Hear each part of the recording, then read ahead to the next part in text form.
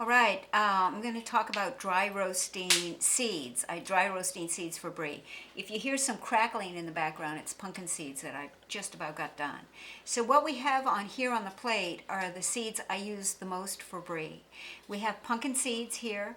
We have sesame seeds, both white and black sesame seeds.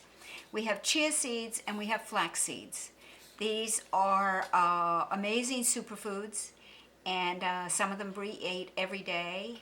And here we go. We'll just show right.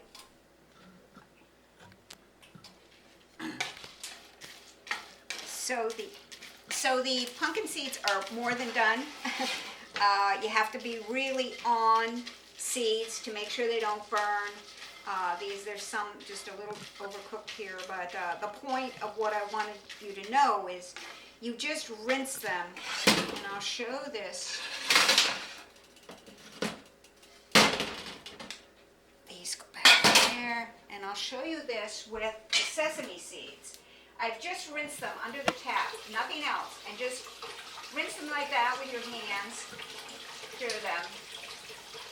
And they have already been rinsed a bit, so they're good to go. Then you put them, no oil, nothing. This is called dry roasting. Right in the pan, okay? And that's what I did with the pumpkin seeds. Pumpkin seeds are full of zinc.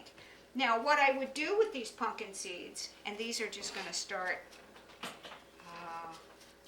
heating, is I'm just going to put them in a bowl, let them cool off, and then I will grind them up in a bullet, have a bullet, and pumpkin seeds, to know they're done, like here, they're pretty flat, and you know they're done in the pan when they puff up, and just before they get and sort of puff up, and also they're going to be crackling in the pan, which is nice to hear.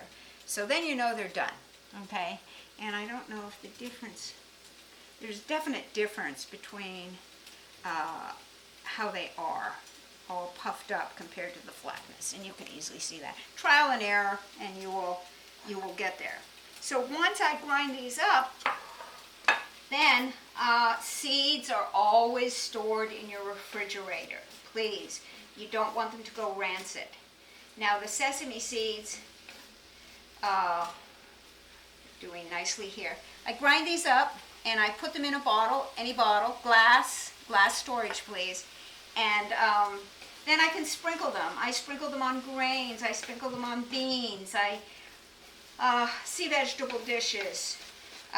They add a nice, the flavor is so good with pumpkin seeds. In a sense nutty, but I just love it. And they're full of zinc, which is really good for you. So now I'm doing the sesame seeds. Now the sesame seeds are going to be different. Now this is no oil, this is just with the water and dry roasting. And you have to play with your temperatures, up and down. The difference with the sesame seed, to know when it's done, is that literally, and it's far from done right now, literally you can take the seeds between your fingers and press them and they should break apart. And then you'll know that they're done. And of course, now I can tell they're still wet from the rinsing, so all that has to dry off. So I'll just keep doing these and get these done. So this is dry roasting. And sesame seeds, I believe, from what I've read, have the food with the highest calcium on the planet. So, this is a good one, and I do the same thing. Don't grind up the sesame seeds once they're cooked. Just put them, once they cool off, put them in a glass bottle and store them in the fridge, and then sprinkle them. I sprinkle them on rice. I sprinkle them I combine them with rice. They're just wonderful. Like I'll cook some rice and I'll add a half a cup of this to 2 cups of rice, and that's a complete protein. You combine a seed with a grain, and you've got complete protein. And this worry about protein is far exaggerated anyway. I think you need about 3% of your daily intake, and to be protein, and even if you were eating the lowest protein foods, like rice, say, mung, you would be getting 9%. So it's just the animal companies wanting you to believe that you need all this excess protein. Plant protein is good for you, but it's been proven, the China study, that increase of animal protein, dairy, meat, chicken, eggs, and also is the increase of cancer and diabetes and all the major diseases. So lower, it's almost like a switch. Lower the amount of animal food and the cancer switch goes off. You know, increase the amount of animal food, cancer switch goes on. So this is nice. It's starting to smell nice. And it's crackling a little bit. Not as much as the pumpkin seeds, but just a little bit. Oh, yes. So now, just going to turn this down. You can't leave the stove. You just can't leave the stove. I mean, I left for a minute with the pumpkin seeds just to show you the plate of different seeds, and it was like, no, you can't do that. But they're still going to be delicious. There's a way to make these. I'll talk about that at the end.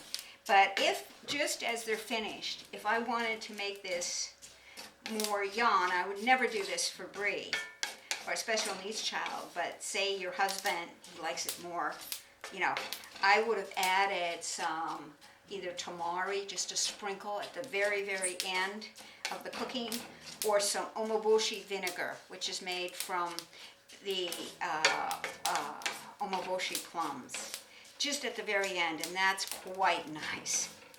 But not for Bree, she didn't need it that. So these are just, let me do the hand thing. Oh yeah, now they're getting there, I can feel it.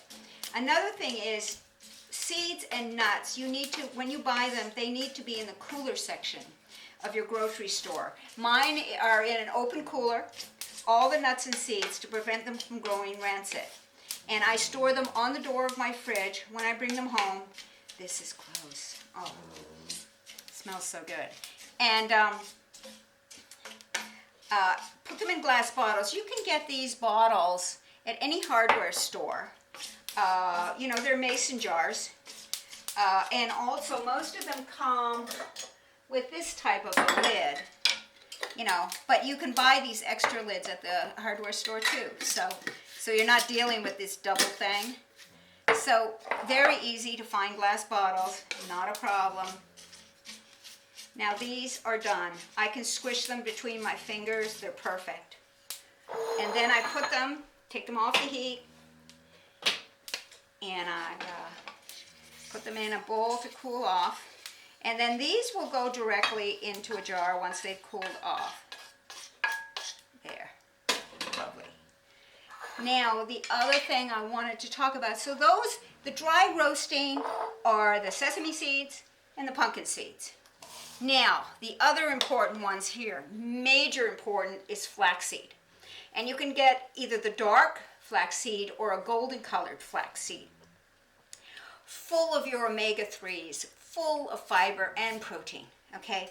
But you must grind it to be able to digest it, and so it digests in your body, otherwise it'll pass through. So then I put it in a bullet, and this is it ground up, and I just have this on the door of the fridge too, okay? So flaxseed is very important. A tablespoon a day, everybody across the board.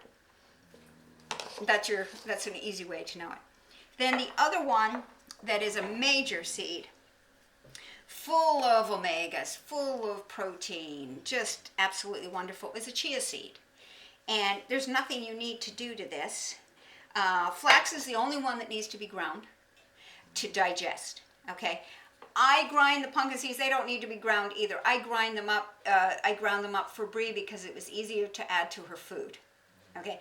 And but if I can just have those as a snack on the counter, and they're lovely. Those and also sunflower seeds, which I didn't use on Bree because she was sensitive to them. So, but the flax need to be ground to digest. Okay, that's important. Chia seed is amazing. There's nothing, you can sprinkle it on your cereal. I put it in the green smoothies. And I put a couple of tablespoons in, when I made a batch of green smoothies in the Vitamix. Vitamix and the Bullet were like, and a baby food meal where I lived with those. So seeds are wonderful. They're complete protein when you add them to any grain. And they all have wonderful benefits, which you can easily research. But these were the ones that I used for Bree, and it's variety. You know, when you're eating different seeds, and although flax every day, and usually chia every day because they went in green smoothies. And then different grains, and then different beans, and then, now they're saying 10 different vegetables a day. When I started this with Bree, it used to be 5. But I count it for fun, the whole day with the different dishes and different foods we were eating. She had 10 would be a low day, but usually it was 15 plus up to 20 vegetables a day. And that gives you the variety, so that builds a stronger body. If you're eating French fries and hamburgers every day, you're setting yourself up for trouble because you're not wide. And I remember when I first asked Michokushi, the head of macrobiotics, what was it, almost 40 years ago, when we were in our first consultation, I said, how do I need to eat so that I can cook for my daughter and my energy be good for her? And he said, eat wide. And what he meant by that, big variety of vegetables, big variety of grains.